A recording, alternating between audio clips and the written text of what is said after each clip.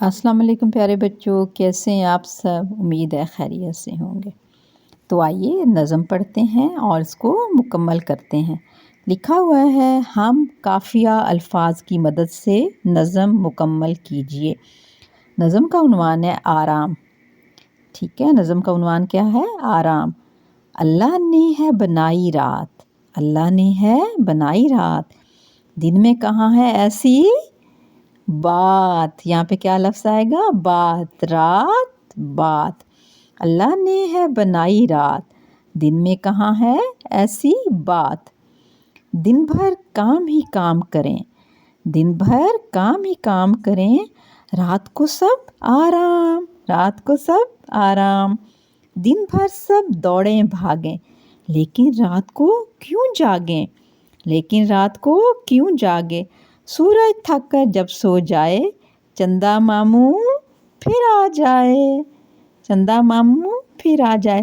اب ہم الفاظ لکھتے ہیں۔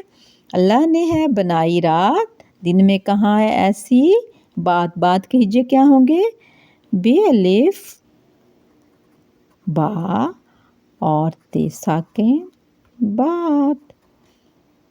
دن میں کہاں ہے ایسی بات، دن بھر کام ہی کام کریں، رات کو سب آرام۔ آرام نظم کا نام ہے، آپ وہاں سے دیکھ کر بھی لکھ سکتے ہیں۔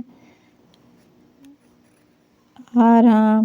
دن بھر سب دوڑیں بھاگیں، لیکن رات کو کیوں جاگیں۔ بھاگ کی بجائے جا لکھ دیں اور گیں ادھر سے دیکھ لیں، کیوں جاگیں۔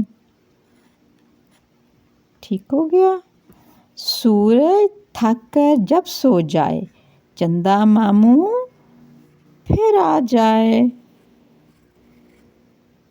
چندہ ماموں کس کو کہتے ہیں؟ چاند کو کہتے ہیں۔ رات کو چاند چمکتا ہے، چندہ ماموں پھر آ جائے۔ تو ہم نے سو جائے اور آ جائے، یہ ہم نظم مکمل کر لی۔